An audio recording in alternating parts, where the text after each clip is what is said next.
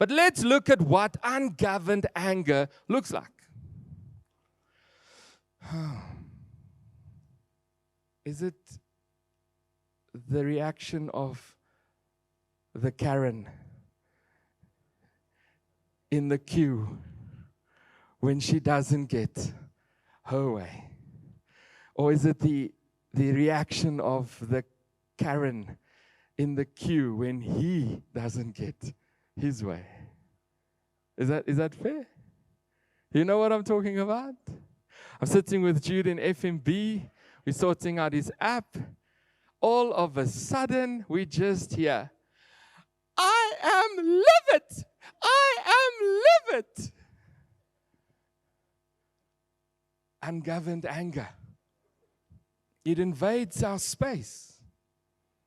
All of a sudden, everybody in FMB is not just paying attention, but we are filled with anxiety. Ungoverned anger is explosive. It is destructive. It is governing over you. You don't even remember saying half of the things you said because this anger has got you like a puppet. It is handling you. Or Karen, sorry, not you. When it's allowed to roam free, anger will find a target and it will destroy it. Now, referencing Tim's message again, he sends a couple of D's. So you know this series is all about the E's. New church merch. I know you want it, Wynand. It's covering his face. You want it. But Tim references D's. And he starts with the first one. He says, the first D is it will be detrimental. It will be dangerous to your body, to your community, to your wisdom, to your ability to make wise decisions because of the denial that anger wraps you in. The second thing that ungoverned anger does, according to Tim, is it is to destroy. Now, I want to say, if we look at God's anger that is aimed at destroying something, it is to destroy sin because sin separates us from Him. And we are His loved, His valued possessions. But in us, ungoverned anger just destroys. How many of you have walked away from relationships, maybe for a week, a month, a year, because of an outburst of anger? No one. Oh my goodness, I'm in bad company. I'm preaching to the wrong people. You have separated yourself because you destroyed something in a moment of anger. There was it Duplantis? Jesse Duplantis. He used to say it's a fit of carnality, a fit of the flesh. And it destroys relationships. It destroys peace. The house is on eggshells. I've seen this on TV again. When a mother or a father fights with a mother or a father, innocently so, it destroys. He goes on, Tim, he says it's detrimental, it's damaging to yourself, your community, your wisdom, your ability. It will destroy. The third D is it is disordered. Tim says that it will destroy the wrong targets when it is disordered because our love and our value is disordered. He's saying when you are not ordering your love, you're not organizing, you are not hierarchying your love correctly, you will destroy the wrong thing. I love the one statement he makes in this podcast. He says, you feel like a fool afterwards because you acted like a fool. You sometimes feel like a fool in a fit of anger. I don't know what that feels like. When you love something so much and you stand back after you had this explosion of anger and you say, but why the heck was I that angry about, I don't know, an egg that dropped on the floor, a window that shattered, a plant that was trampled on, a tool that wasn't packed away, a cup that broke, a table that wasn't cleared, a TV that's too loud, somebody that cut in front of me. I don't know what your example would be that triggers you. You stand back and you think, I value that thing too much. It's inordinate. It's disproportionate. What I value in that thing, it does not deserve. See? Comprendo? Oh, okay, cool. And that's the last D, the disproportion of anger. He says it's disproportionate in its ferocity, in the intensity of it. You give the wrong thing the wrong amount of anger to destroy it.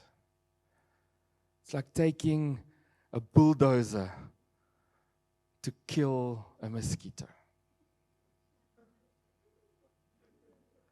The wall has no chance. It is gone. And then you know what normally happens. It comes back.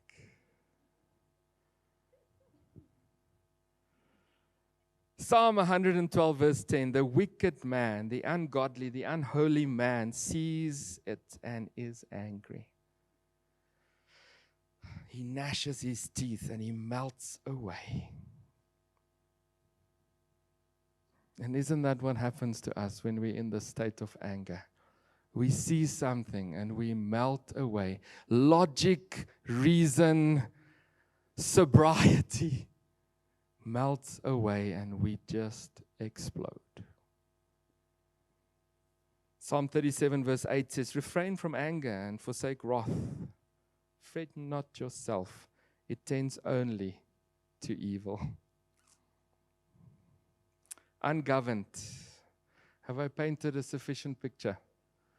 And I know in this place anger is not an issue. So this is now for you to be able to identify with people that struggle with anger.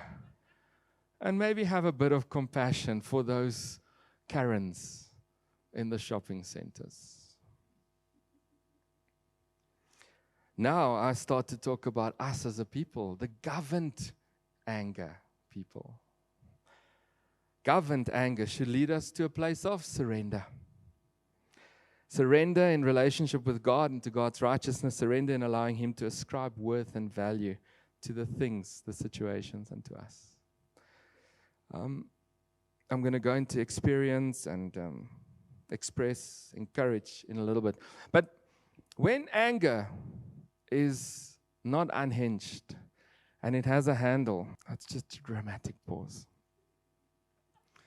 It should do something that mimics or imitates God's action towards anger. Does that make sense?